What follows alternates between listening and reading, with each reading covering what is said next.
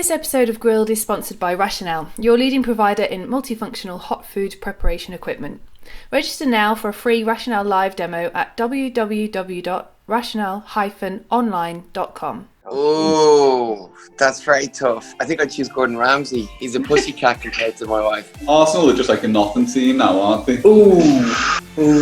I personally think he was fucking his PA, he was bringing his PA for lunch, and she was a vegan. Nobody ever called it foraging. He was just scratching around in dirt. Yeah, Halston's got some habits, all right. The prostitute, football, and Gordon Ramsay, and 4% dwarfs. That is obviously true. Firstly, Nicola Sturgeon should fuck off. Last time I was in Thailand, I ate a raw buffalo and its offal and blood and bile larb. That's some fat, bloated, bearded mess. By which C word do you mean? Because if I'm thinking of the C word to go with the government, it's a very different one to the one that you might be talking about. Happy New Year! This is the first podcast in our new series of Grilled by the Staff Canteen. I'm Cara, the editor of the Staff Canteen. And in 2021, we've changed the format of Grilled slightly, hopefully bring you an even better listening experience. There will be 6 episodes based on a topic or a theme, which will be live every Monday, with the exception of a 2-week break between each topic. And the first is keeping it in the family. So we'll be talking to those in hospitality who have braved working with family. So my first guests opened their first restaurant in 1999 in Plymouth. And they have both worked for the Roux brothers and had successful individual careers before teaming up together. They now own the Kentish Hare and Barbican Kitchen. Chris and James Tanner, welcome to Grilled. Hello. Thank you. How you doing? You all right? Very well. Well as can be expected with everything that's going on. It's one of those loaded questions, really, isn't it? So, Before we go into the usual format of Grilled, I just want to chat to you about working, with the Roux, because we've just had the news about Albert Roux, which is obviously really sad news. A real legend. He passed away on January the 4th. So you both worked for the Roux. And I usually would catch up with you at Roux Scholarship when we were all allowed to be in crowds, which we're not allowed to do anymore. So can you tell us your best memory or story from your time that you've spent with either specifically with Albert or with the Roux themselves? Yeah, obviously, it's just really sad news, isn't it? He was a massive influence on my career. I first met him when I was about 18, I think, 19, when I went to the Gavroche and 47 Park Street. Spent some time there, and then he sent me over to work at the Point in New York. So we're sort of going back, dare I say, sort of 30 years.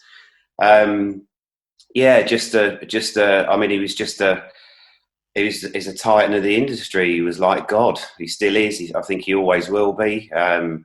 He's launched so many chefs with different careers over decades. It's really sad, really, because it was, it's like I said, he was massive for me, really. We always kept in touch, like you said. I mean, we've been going to the Roux Scholarship now for, must be what, James? 20 years? It's got to be, isn't it? Yeah. So we always went to, so it was always great to catch up with everybody then, and, peers in the industry and friends, etc. I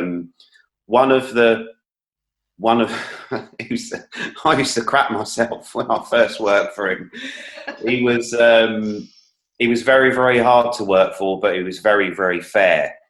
I think one of the first sort of almost memories I had from him was when I started off in the doing the breakfasts at Park Street, and you went there, and then you got obviously shunted up into the Gavroche. Bear in mind, this was back in the day when it was a 2-year waiting list to get in that kitchen.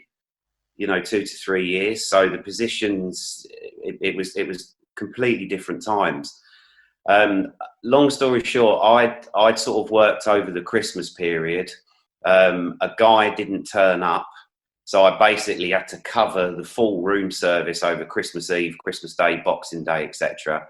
And obviously, as you can imagine, there's some quite demanding guests that were there, etc. And it was basically sort of, you know, the Gavroche menu in the room service. Anyway, about 6:15 one morning, I'm sort of in the kitchen, and he didn't actually interview me. It was his head chef at the time. It was Mark Prescott.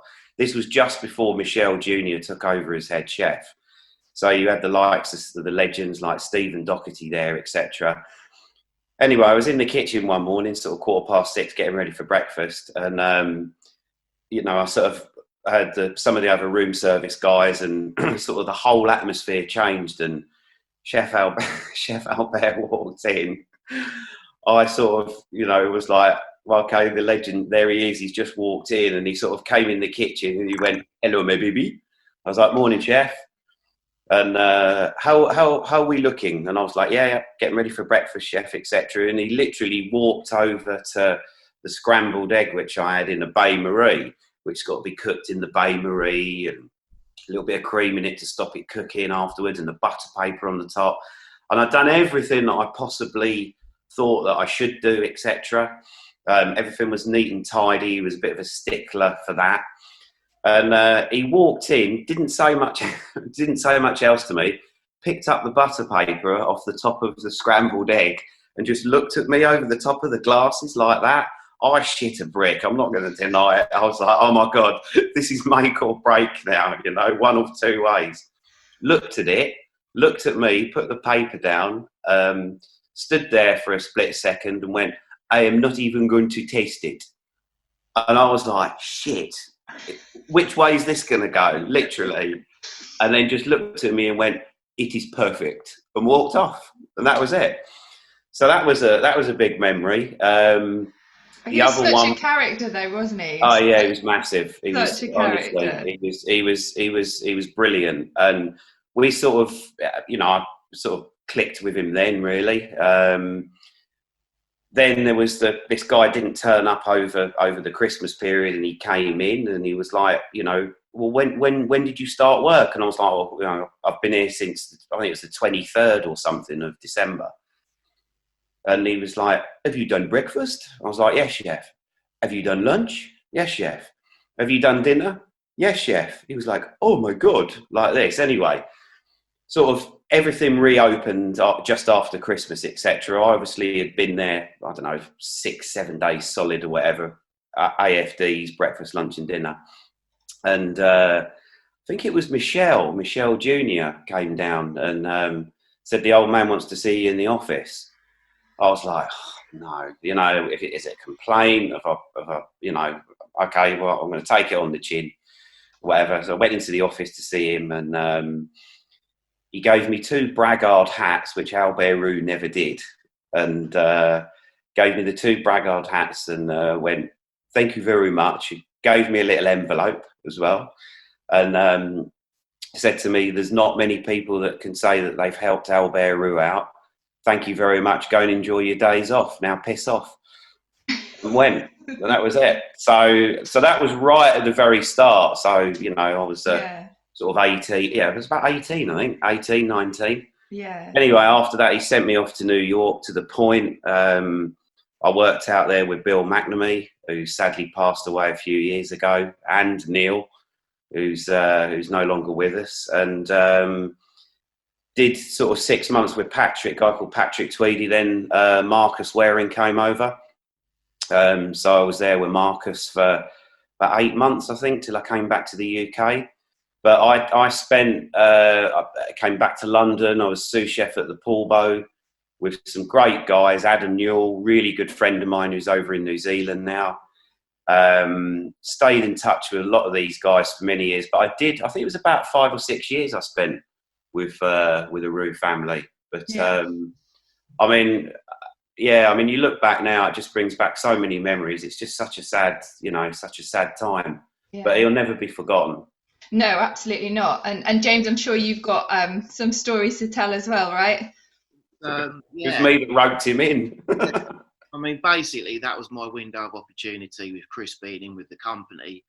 And when you say like the Roux family, it it's not just their, immediate siblings within their family. If you work hard for them and, you progress, they really, really did look after you. And for me, my first interview was above the bakery because it was for work experience at Liverpool Bowl when I was 16. So I used to leave college in Kent and get the early train up in the morning.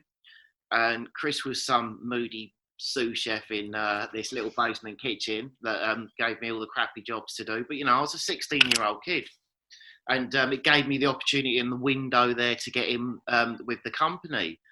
And then fast forward a couple of years later, I was the guy sat in the office being interviewed again. And they sent me across to New York. And so I went to a place called the Lake Placid Lodge and also did a bit of the Point as well, because the two properties are about 45 minutes apart. And it's something I never forget. I mean, to be honest, I almost didn't come back because my visa expired and everything. I almost stayed over there. But it was just such a wonderful experience and a great opportunity as well. And like Chris said, a lot of people came through the kitchens, a lot of people that you see now that are massive in media and also obviously renowned for their cookery and everything else like that. I think the big thing for me that I always remember was Roux had a contract for these two sites in America. I went across as a chef de partie and I made it up to junior sous chef in this great prestigious Relais Chateau property. Quite a large kitchen team. I was one of the younger ones really, and I think it was just through what I did before with Chris in London and everything else. It really helped me jump up through the ladder of the kitchen as well. And these guys from the UK were coming across, and then there's a few USA guys there as well. But Albert used to fly across, but only for a couple of days, and check up on us between the two sites. I was with Vicky, who was the head chef, who worked for Roux for years, and she stayed in the States. I did breakfast over at the Point one day with her, and Albert had come the night before, and he came into the kitchen and said hello, and everyone's like, "Morning, chef." And then I left after the breakfast shift because I'd done the dinner service the night before. And then I went back over to the Lake Placid Lodge, and it was the head chef was on holiday, and the sous chef, it was his day off. And I was on sauce section. And the manager comes down and she was like, "Oh, okay, we got Albert in tonight. He's coming in for dinner." And anyway, he came in, but he didn't go and sit in the restaurant. He stood at the end of the pass. And I was obviously the guy calling on the checks and everything, and we were busy. It was very different from the Point. This site, you're doing like 120 covers, on a service. But he stood next to me, didn't do anything, but just stood and didn't really talk to me a lot through 3/4 of service, and just watched everything we did and was watching everything I was doing. But I was trying not to be Mr. Shaky Ham Man when I'm putting the sauce on the plate and everything like that. But he just looked round at me, and I was like, "Okay, chef," because he was just about to go through for a bit of dinner, one of the last ones to eat. And like Chris said, he had this thing where he wore his glasses, but he always looked over them, and he just looked at me, didn't really say much, he gave me a little smile and walked off.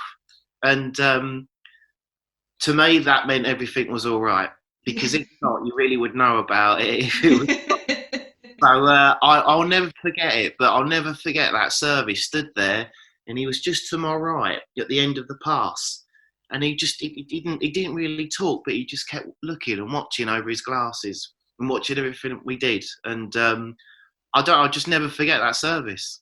Yeah. It was normally usually with a glass of champagne in his hand as well.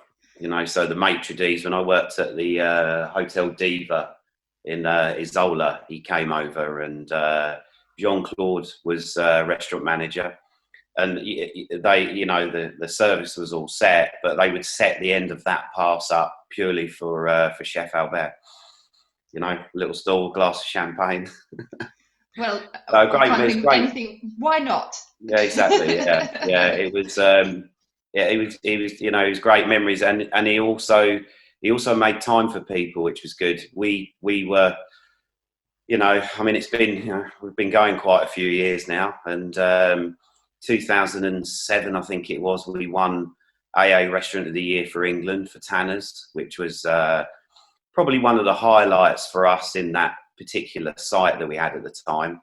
And we basically hired a tour bus and took all the guys up as a bit of a treat from Devon and up to the AA Awards. And you know, at the end of the night, once they presented it, etc., he made a point of coming over to us and congratulating us. And you know, we actually took our mum and dad with us that time as well.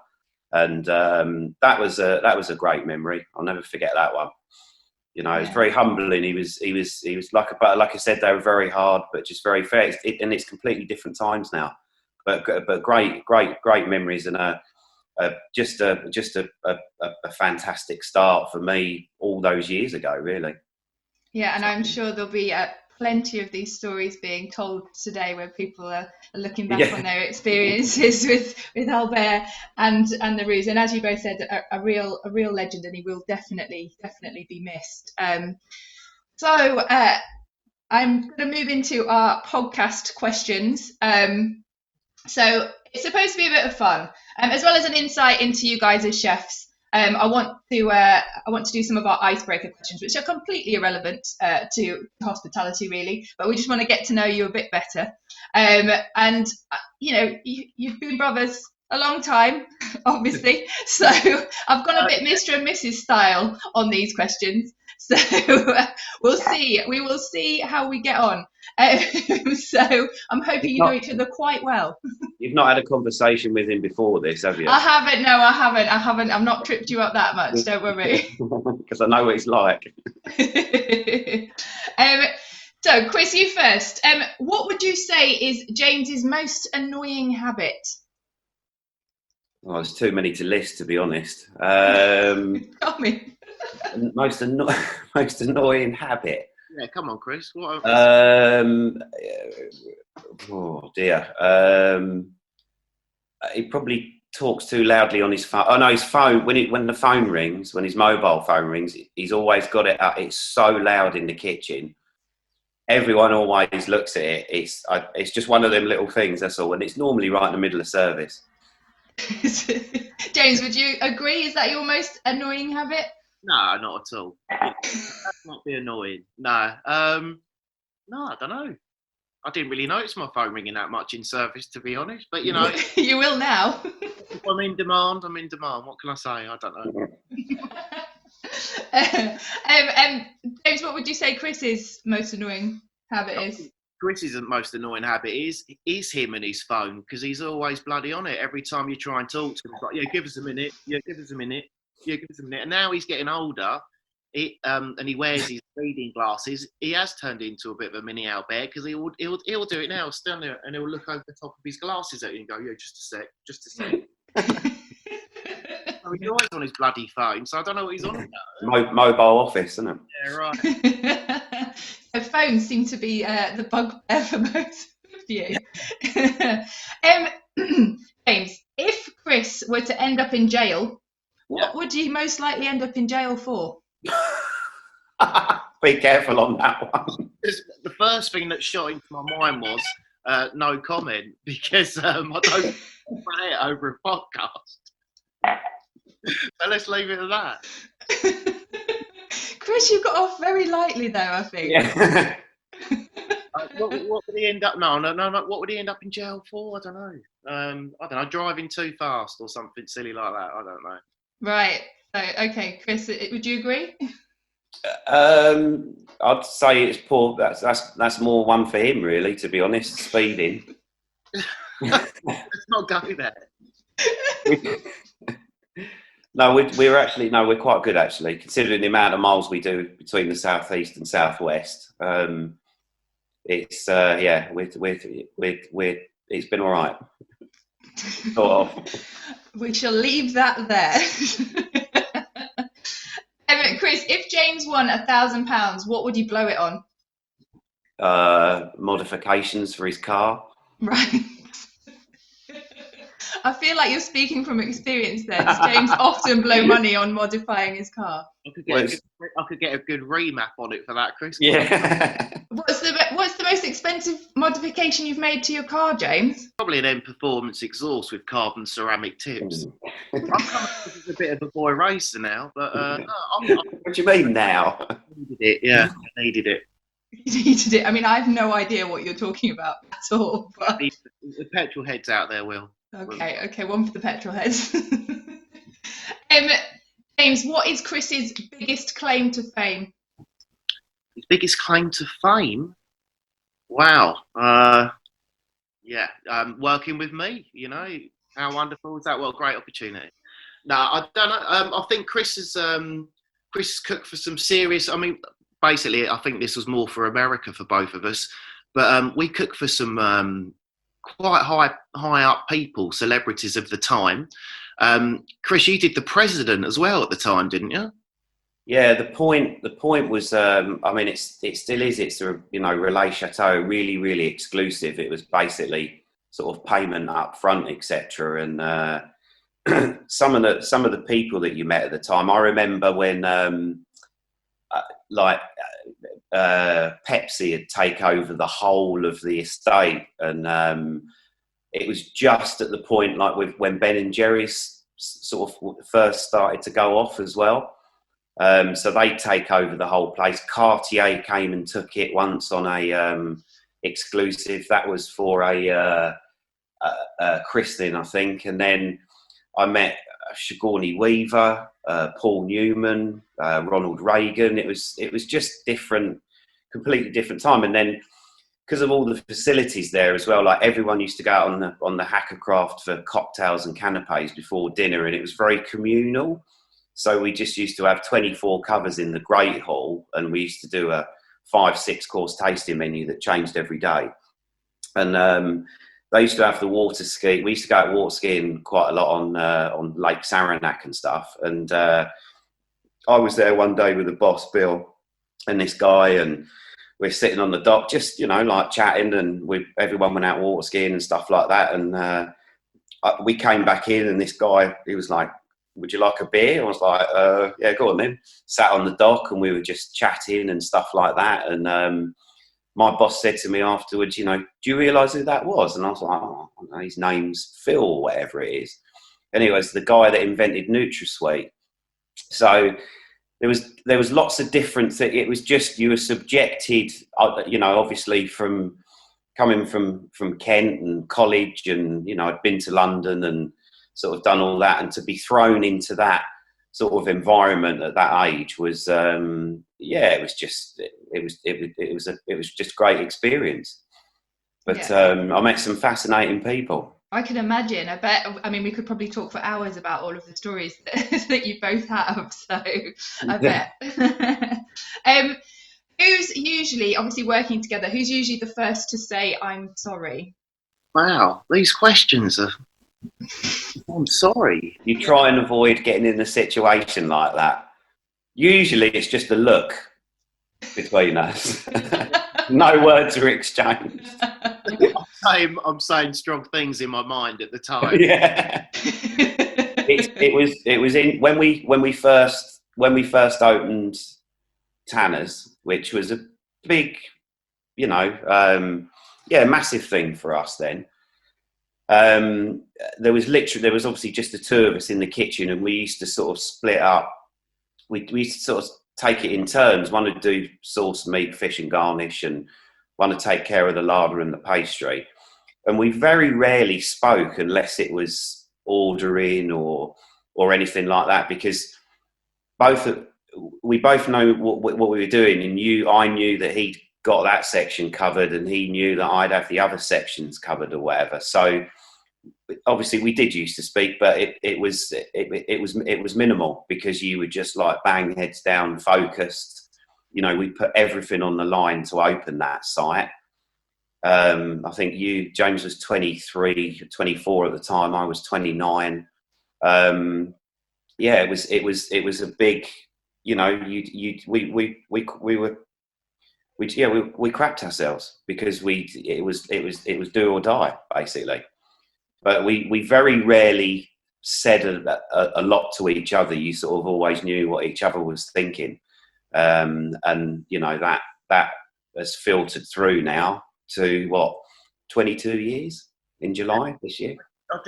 And like you said though at the beginning, and to answer your question, we haven't really got to the point where I've had to, honestly, in 22 years of business with him, I've never really had to turn around and say, look, I'm really sorry about that, or something like that. You know, don't get me wrong, everyone screws up every now and then, but you take it on the chin and you know you move on. Well, that's good to hear. I think that's obviously the key to those 22 years, is the fact that you've never got to that point. So.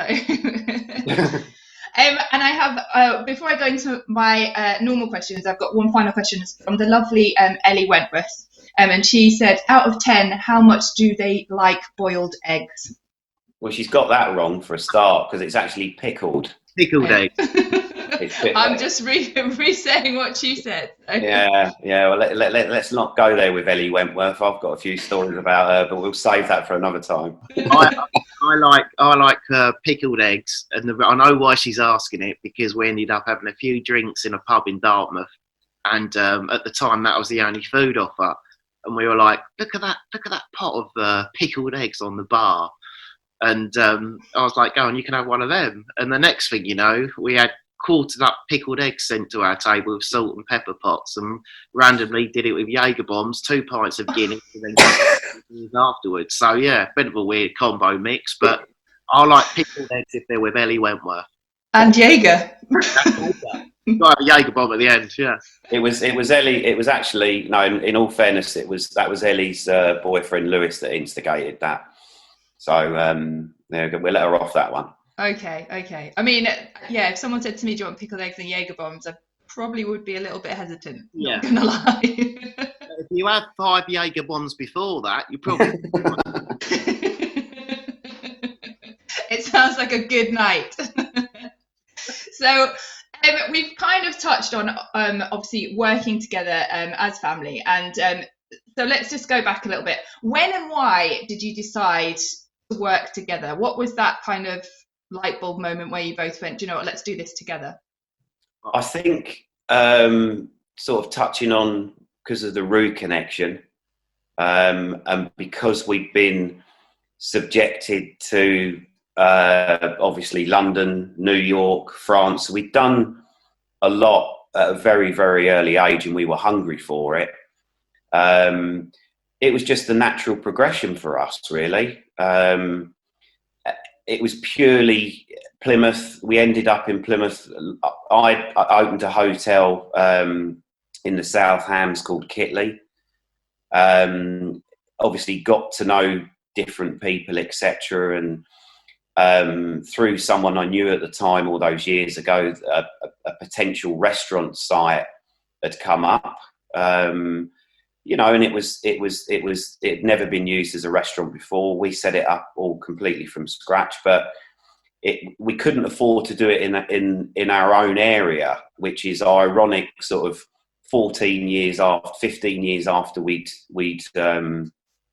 opened Tanner's in Plymouth, and then obviously the opportunity came up to take on a pub up in Kent. Completely rebrand, rename, redesign, everything.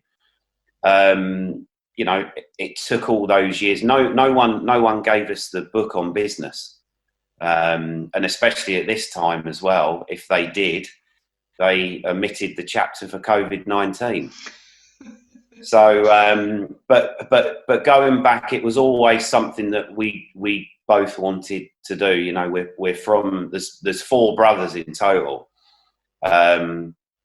We've worked together now for, you know, coming up for 22 years, and it was the natural step, and also, you know, we thought, well, okay, well, look, we'll give it a shot. If it works, great. If it doesn't, then at least we can say we tried it. But we just never, you know, and I know I speak for James as well, I never wanted to be in that position where we'd always be looking back going, I wonder what would have happened if we'd have done that. So that was it. We threw everything into it. And honestly, even 22 years on, you know, I mean, people listening to this, watching this as well, know how hard and difficult this industry is, and can be. But at the same time, the amount of satisfaction that you can get from it, and it can be very rewarding. But it is a very, very difficult, hard industry, and we needed to make that work. That was it. Basically we were shit or bust, basically. I think at the time as well, it was we were just at that age. I'd had a bit of the travel bug, obviously, after doing the States, and I came back obviously to the UK, and I was working with Martin Blunos at his 2-star, and I'd done like just over the year, and I thought, what next? And I just think it was all about timing wise. Chris was doing the place in Devon at the time. I'd never even been to Plymouth, which is the weird thing, apart from just to visit him, but that was just on the outskirts of the city. So I'd never really, I think I might have had a couple of drunken nights with him in the city once, but not as a thing to go there and actually know the town or whatever. We just turned up at some club or something, so I didn't really know the area. But I think because where I'd just finished and what I'd come from abroad before that, I was thinking, maybe look at the Far East, go to Australia, something like that. And it was just, I don't know if it was fate, but it was just at the time. Chris turned around and said, look, there might be an opportunity for a restaurant site to come up in this beautiful building in Plymouth city centre. My first reaction was, you know what, I'm not going to Plymouth, I'm going to go abroad again, or I'll go back to London or whatever. And, why would we do Plymouth? And then I was like, we can't afford it anyway. And like you said, at the time, it was cheaper than the South East. And it was a dream on the back burner that we'd always had. And I was like, okay, well, let's, I'll drive down and we're going to have a look at it. And saw the site and thought, my God, can we actually do this? Is this going to be possible? Looked at the figures and everything and tried to work out an action plan. And we were like, actually, this might be doable. This might be achievable. We could get our dream now. We could go for this. So, like Chris said, it was, make or break. And, there was always that thing, if you never try, you're never going to know. And we're young enough to now if it all went wrong. So that was how it really all started. I think a lot of it was, I'm not saying I'm a massive believer, it's all about fate and everything like that, but some of it, maybe it was about that. And maybe it was a bit of chance and just at the time, because, a month later, things could have been very different. I could have been on a plane going to the other side of the world again. So yeah, I'm glad it happened. I mean, 22 years. Can you believe it's been 22 years since you took that risk? It's when you look at it like that, that's a long time. That's a long time. Long time for in industry, in restaurants and the length of them and companies and everything like that. It's a long time. Does it feel like it's dragged out and everything? No. Do we feel a bit older? Yeah. We're not spring chickens anymore, but we've still got a lot of drive left in us. I mean, what's happened now is horrible for everybody. We know it's just not us, and I think that's why it keeps you going a bit because of the position we're in now. But time does, that thing when you're younger, and people look at you and you think, yeah, all right, whatever. Well, you won't believe how quick the years go by. Time does fly. Yeah, all right, okay, it does. It's 22 years on. And Chris has got older kids. I've got a 14-year-old daughter and everything now and everything. At the time, though, when we first opened, who'd have thought it? So yeah, it's you have your ups and downs and everything, like any business or any company or any couple, But yeah, wow, 22 years is I suppose it is a long time. So going back to the beginning, did you both know that you wanted to be chefs, or was it Chris you went into it and then James you went, oh well, I quite fancy doing that as well? What's the kind of story behind that? Yeah, well, I mean, I know you wouldn't believe it, but I'm the older one, obviously. So my first experience was at a little restaurant called Cobblestones in a village called Yalding near Kent, where I'm from. And basically, I went for a part-time job basically. I went to cut the grass, and the guy that owned the restaurant lived down the road from us. I mean, it did help that he had 3 daughters at the time. And I basically went to cut the grass one Sunday, cut the grass. And anyway, the following week, he was like, look, would you like to come back and perhaps have a look, see what we do in the kitchen or whatever? I went into it and was just like that. I just remember walking in. I felt quite comfortable with it. I was 12 years old. It was 65p an hour that I was getting paid. 65p. Yeah, 65p. Wow. Yeah, 1982, and I really is old. Yeah. And I ended. You can't. I mean, yeah. I mean, it was different times, but it was the only way. You know, we were never. We were always, you know, comfortable as kids. We're not from money. You know, there's not hordes of trust funds behind us or anything like that. You know, Mum worked at a school, raised 4 boys, and Dad was a painter and decorator, self-employed, that was basically out, which I think is where the work ethic comes from. You know, was out first thing in the morning and back last thing at night. But I went to the restaurant, and I ended up staying there 5 years. By the time I was 14, I was basically running it on a Sunday for Sunday Rouxs. Used to work at the restaurant from about 6 till 12 on Friday nights. On Saturday daytimes, I worked in a fruit and veg shop from 7 till 5. Then went over to the restaurant from 6 till 12, and then worked Sundays. I don't know, it was about 9 to 5, and did that all the time I was at school. When I wasn't at school, I was at the restaurant. There's not many 14-year-olds that I know now that would do that, Chris. You know, I mean, obviously it's completely different times. I mean, that's borderline abuse, really. Really, you know, some people would say, but honestly, that's what it was at the time. I was working, I was earning. You know, obviously, I used to calculate 65p an hour. I think I left there. I think I made it to £1 an hour. I think. So I was about 16, 17, and it was pretty gutted when I left. But by that point, I mean, it was such different times. It was just crazy. I mean, this was back in the day when a Van Dyke tomato with a bit of cress on the top of it was a garnish on the plate. But he used to buy all fresh produce and everything, so there was nothing bought in. We used to do 8 or 9 different types of vegetables that were all made from cream spinach to sweet and sour celery, and just complete, you know, different times. You know, this was back in the old day with dessert trolleys.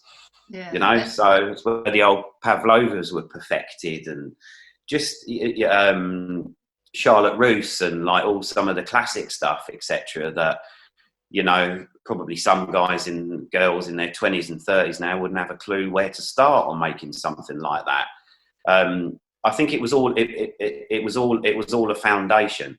You know, you needed that. There's so many go into it now, and it takes years to perfect. It takes years to perfect, but it was that was my initial starting block on it, and I wound it up from there. Then I went to a hotel not far from where we lived, and I was basically the chef there. I used to do all the weddings on Saturday. We do the breakfast on Sundays for like 100 people. I do all the weddings all over Christmas. But I was 17 then when I was at college, you know. So I sort of put in a 45-hour week in the kitchen while I was full time at college at the time. James, did you see his £1 an hour and you thought, I want a bit of that? For me. It was all about pocket money, you know, I think I was about £1.20 an hour for the last 4 or 5 years when I was a similar age, I guess, about 14, 15, and again, it was a pub up around the corner from Mum and Dad's, and I went there and did the bottling up for the guy, and used to, you know, refresh his bar at the weekends and get it all ready and stuff like that, and basically just move kegs around and stuff like that. Cut the beer garden grass, did a bit of washing up, And then, I was like, great, this is going to buy my first pair of Nike Air Max 90s at the time. That was what it was all about, was saving up for full trainers and stuff like that. And riding my rally burner up there and, hanging out at the pub. And I thought it was all cool.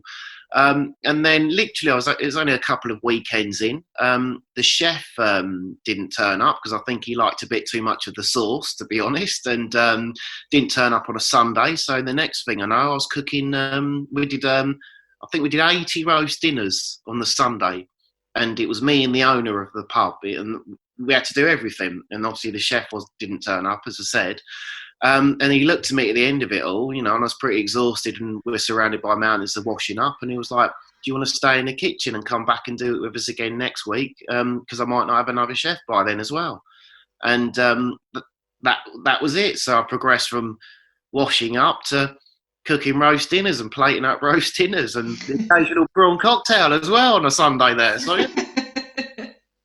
And did you think at that young boy washing up that you'd end up on the telly cooking food in front of millions of people?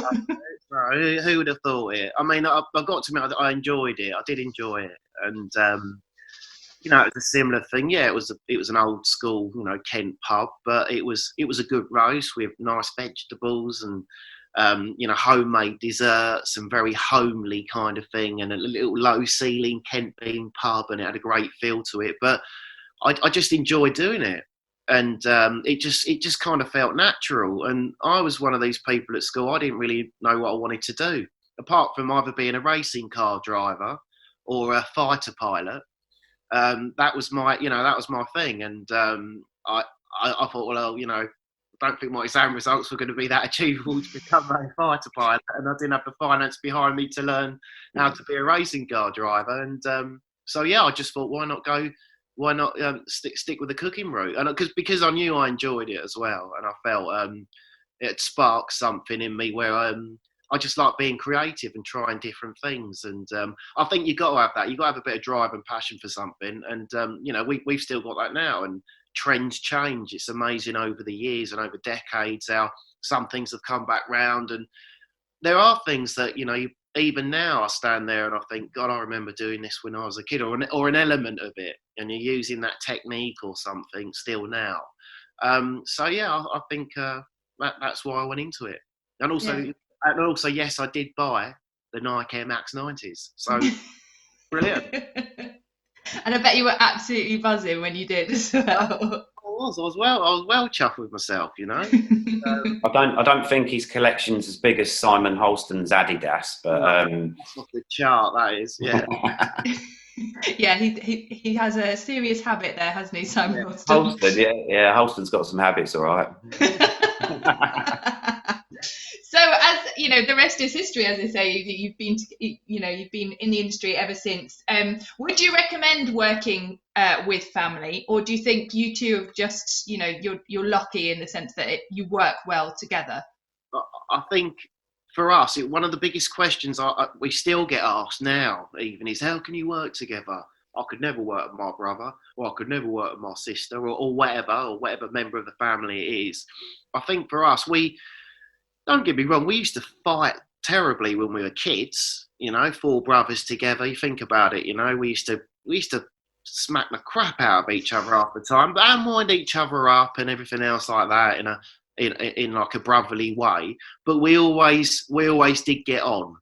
Our paths crossed earlier in my career where I'd worked with him a couple of times, but just through work experience and everything. Everything else was always separate. And I don't think I would have worked with him as if I was his commie chef all the time if we were working for somebody else. I think it was very important that you go off and do your own thing, which we both did, obviously, and we work for different people in between and all that kind of jazz. But as you get older, and I was in like my low 20s and everything else like that, of course, we're on the phone a lot and chatting and keeping in touch and seeing each other socially and all that kind of jazz. And that was our relationship. And I knew that we both got on, and also we're a bit older and I'd had more experience as well and all that kind of stuff by then. And we knew we got on. We weren't going to fall out over something petty. And also, I think when you're putting so much on the line, and there was such that huge element of risk, you need to look out for each other, and you need to have that relationship initially where you really, really do get on with each other. I understand some people in the family circumstances don't, or they do when they're together, but not in a working together ethic. But we did, and we we're in the same trade. We both had the same vision as well. And so, no, I'd highly recommend it, but it's got to be right for you. And only you'd know that within your relationship. But I would highly recommend, if there was young couple of people out there that wanted to do it straight away, that were brothers or sisters or whatever, get a bit of experience first and do your own thing first. And I think that will stand you instead, because we mixed our ideas when we went together and we opened our first restaurant. There was ideas Chris had, that I'd never seen before, and there was ideas that I'd had as well. And I think it's quite nice to have that mix, and you can combine it. And you got someone to bounce off with, and also that someone's got your back as well. And it's that little bit of support mentally as well in the background, and that someone's got the same vision of you and the same drive, and they're putting in as much effort as you as well. Yeah. And I think that pushes each other as well, and that's why it works. Are you competitive? Not really. No. We used to be, not as much now. We've sort of mellowed out now. I mean, and it's like James said. I mean, for me this year, going back to the 65p an hour, this year for me is my 38th year in the industry. 38 years. 22 I worked for. 22 obviously I've done that with James. So like you said, it's just, I had a few years beforehand at a very early age and saw different concepts from, back in the 80s when, people went to the restaurant, not necessarily for the food. It's because, Luigi had flipped the crepe Suzettes or something. It was all, the whole experience has changed. I think fundamentally, I think the bones of it have always been there. It's just moved on. So yeah, and like James said, we've reinvented ourselves probably 2 or 3 times. We took our Barbican kitchen concept, literally picked everything up lock, stock and barrel, the format, the procedures, and put it into a pub in Kent, 240 miles away from where our first restaurant was, and just looked at different avenues and different trends, etc. But, most importantly, the focus was always about the produce and the food. And that was another thing that was instilled in a very early age as well with the Roux brothers as well, that it was always top quality stuff. I remember when we first opened Plymouth, and the majority of the fish used to go off to Spain. They couldn't, but and at the time back then we were using lamb rumps and line caught sea bass, and it was all it's what we knew and what we still use today, top quality ingredients, and build these relationships with suppliers, etc. And even to the fact now where the majority of our fish and all our meat in Kent comes up from Devon, because we forged relationships with Warren's Meat, Simply Fish at Roux, for the last 20 plus years. Yeah. So but yeah, you look at, it's like, well, it's been 22 years where those years have gone. For me this year, it's been 38. That's a bloody long time. Saying that, 38 years, would you say that the current situation is the most challenging that you've experienced in the industry? Yeah, big time. We've been through recessions, and we've managed to come through that,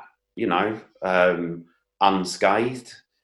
This now is just, this is like the world's worst maths lesson as owner operators for us.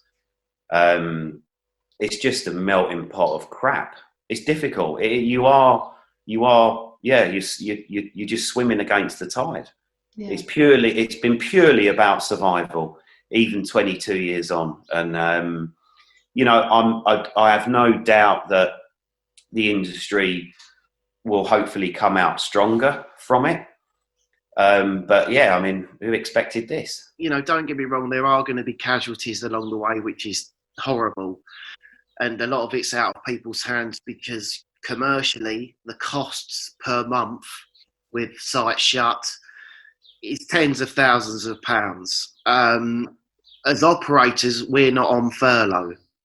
So, you know, you don't get that 80% payment. And I know it's tough for the guys, you know, because you don't have a trunk system and all that kind of thing. But when you've got all these outgoings still and there's no turnover coming in, it is taxing. So it'll challenge any industry. The thing is with hospitality, will it come back stronger? How can it not? Because, you know, you're the third biggest group in the UK for employment, for the turnover, and everything else. So people will still want to go out. People will want to eat. They will want to drink. They will want to socialise. They will want to go to events. And it will continue.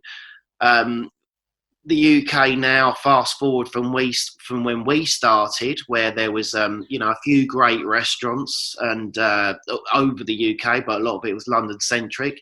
We're now, which I think is brilliant, is there's just so many great places. There's so many great local restaurants. There's so many different cuisines as well, with international influences as well, which is great in like a multicultural society. So people celebrate food.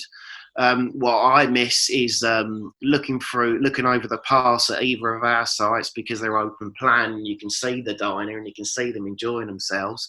But I miss that, just that buzz and that sound of people chatting and that clinking of glasses and seeing the waitress open a bottle of wine, or even if it's a soft drink or whatever, and wonderful plates of food going out and everything else like that. It's a little piece of magic, and you know, which this industry offers is great food and service. So yeah, how can it not continue? The unfortunate thing is there are horror stories, and like Chris said, it isn't easy, and there are going to be casualties along the way. I miss the team. I miss my teams and and our crew. And the camaraderie that comes with it as well.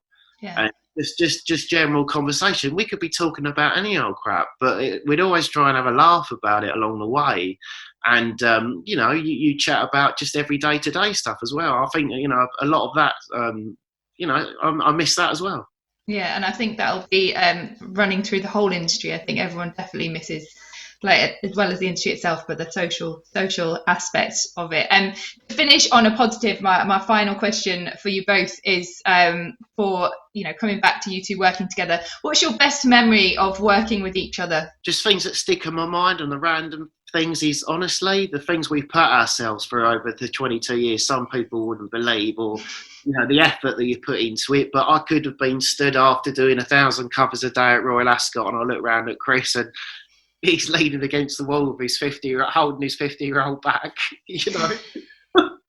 and I'm feeling it as well. But you stand there and you think, God, you know, it's a bit like us stood at the back of Tanner's after a hard week when we were in our 20s. You know, we're still here now. We're still doing it. I think we have a laugh along the way. You've got to remain positive anyway. You know, I think it's not a healthy environment to be in a situation with someone where it's always negativity. A little bit difficult at the moment. We do still try to find a fun side out of it all, and you know, and look forward to the future. But I just think I've been through so much with him. Yeah, I've got, you know, it's my brother and I love him to bits and all that kind of stuff. But even if you're working with, you know, you've got this relationship with someone else and a business partner and everything, I think it's just the length of time and over the years, the things we put ourselves through and the things we've gone above and beyond for us, and to keep the business going, and just with the cruise and everything else has been, I mean, what a ride. And, you know, that ride's not over. There's still a lot more that we want to do.